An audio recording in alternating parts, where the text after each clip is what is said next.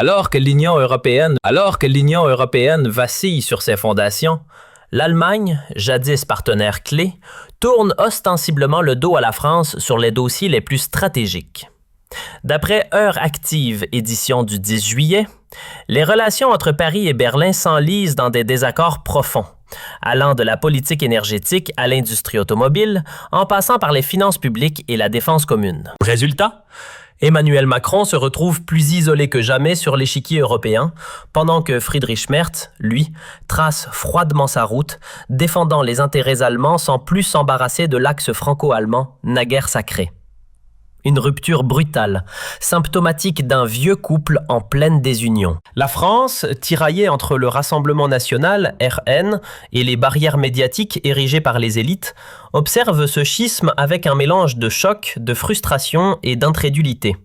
Emmanuel Macron, soutenu par des médias complices comme BFM TV et France Info, invoque la solidarité européenne et la nécessité d'un front uni, mais sa posture révèle une vulnérabilité criante. Pourquoi l'Allemagne lâche-t-elle la France? Pourquoi Emmanuel Macron est-il si fragile face à cette fracture? Et qu'est-ce que cela signifie pour l'économie française, l'Union européenne et les relations internationales? Plongeons dans cette crise explosive en décortiquant chaque élément pour révéler la vérité. Commençons par le front de l'énergie, où les divergences entre la France et l'Allemagne sont explosives. La France, championne du nucléaire, défend cette énergie comme une solution verte pour atteindre les objectifs climatiques de l'Union européenne. Selon Le Monde, 5 juin 2025, la France tire 70% de son électricité du nucléaire, une filière qu'elle juge essentielle pour la stabilité énergétique et la réduction des émissions de dioxyde de carbone. Emmanuel Macron a poussé à Bruxelles pour que le nucléaire soit inclus dans la taxonomie verte de l'Union européenne, une bataille remportée en 2022, mais toujours contestée. L'Allemagne, sous l'impulsion de Friedrich Merz et des Verts, a fait un choix radicalement différent.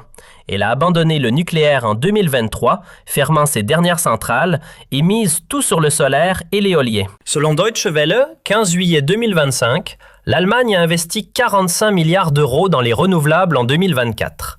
Mais cette stratégie entraîne des coûts énergétiques élevés et une dépendance accrue au gaz, notamment russe, malgré les sanctions. Ces divergences ont créé des tensions lors des négociations climatiques à Bruxelles où, selon Politico, 20 juin 2025, l'Allemagne a bloqué des propositions françaises pour accélérer les investissements dans le nucléaire, qualifiant cette énergie de risquée et dépassée. Ce désaccord menace la cohésion énergétique européenne et expose la France à un isolement, alors que ses exportations d'électricité vers l'Allemagne, évaluées à 3 milliards d'euros par an, pourraient être réduites si Berlin privilégie ses propres sources renouvelables.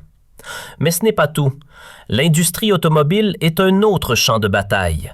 L'Allemagne, berceau de géants comme Volkswagen, BMW et Mercedes, cherche à protéger ses constructeurs face aux normes environnementales strictes de l'Union européenne, notamment sur les voitures électriques.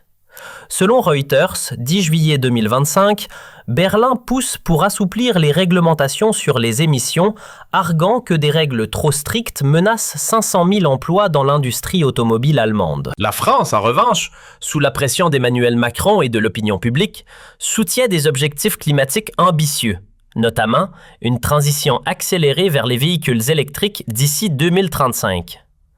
Cette divergence, rapportée par Eurive, a conduit à des tensions lors des négociations sur le pacte vert, où la France a accusé l'Allemagne de freiner les ambitions écologiques pour protéger ses intérêts économiques. Cette fracture pourrait coûter cher à la France, dont l'industrie automobile, avec des acteurs comme Renault et Stellantis, dépend des chaînes d'approvisionnement européennes intégrées. Un ralentissement des normes pourrait affaiblir la compétitivité française, estimée à 2 milliards d'euros de pertes potentielles par an. Les Échos. Passons à l'économie, où les divergences budgétaires menacent directement la France. L'Allemagne, fidèle à sa discipline fiscale, insiste sur des règles strictes pour limiter les déficits publics dans l'Union européenne. Selon Bloomberg, juillet, Friedrich Merz a exigé un retour aux critères du pacte de stabilité et de croissance, limitant les déficits à 3% du produit intérieur brut. La France, avec un déficit de 5,5% en 2024, plaide pour plus de flexibilité afin de financer ses investissements dans le nucléaire et la transition écologique. Cette opposition, rapportée par Le Figaro, 15 juillet 2025, risque de bloquer les négociations sur le budget européen 2027 à 2034, où la France espère sécuriser 15 milliards d'euros nets par an. Si l'Allemagne impose sa rigueur, la France pourrait perdre jusqu'à 10 milliards d'euros annuels en financement européen. Les Échos. Aggravant sa crise économique avec une inflation à 5,2% et un chômage stagnant à 7,5%. Le plan de relance post-Covid est un autre point de friction. Selon Politico, juillet, l'Allemagne, ayant déjà remboursé une partie de sa dette commune, s'oppose à l'extension des mécanismes de relance que la France souhaite prolonger pour soutenir son économie. Cette divergence pourrait priver la France de 5 milliards d'euros supplémentaires par an, menaçant des secteurs clés comme l'industrie et l'agriculture. Ces tensions économiques révèlent un Emmanuel Macron isolé, incapable de rallier Berlin à sa vision. Sur le plan géopolitique, la fracture est tout aussi alarmante.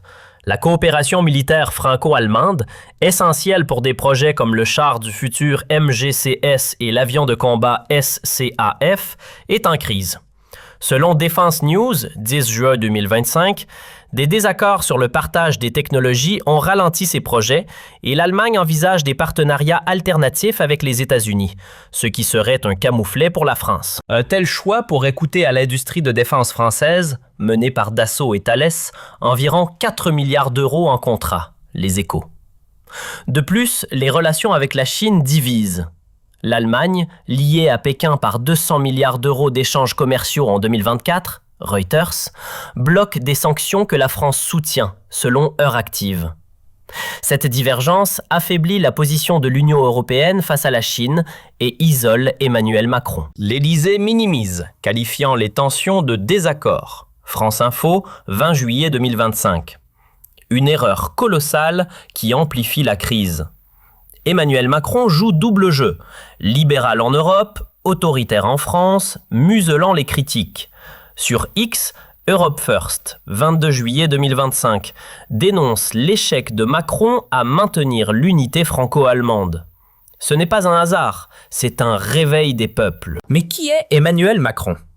Derrière sa façade moderne, son passé chez Rothschild trahit un opportunisme, Le Monde. Le scandale des retraites montre son mépris pour la transparence. Arrogant, il échoue sur l'énergie, l'inflation et l'Ukraine. Sa majorité s'effrite, l'insécurité explose et ses choix en Ukraine risquent l'escalade.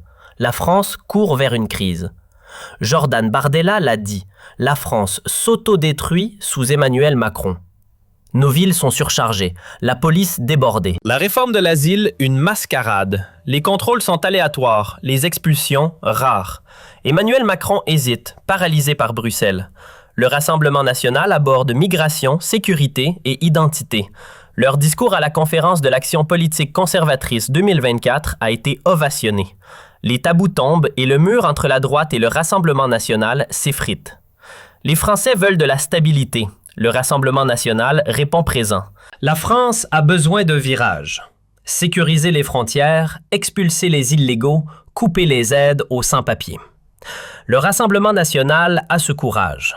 Cette fracture avec l'Allemagne met Emmanuel Macron sous pression. Les prochaines semaines sont décisives. Que pensez-vous? Partagez, débattez, abonnez-vous. Car nous révélons la vérité chaque jour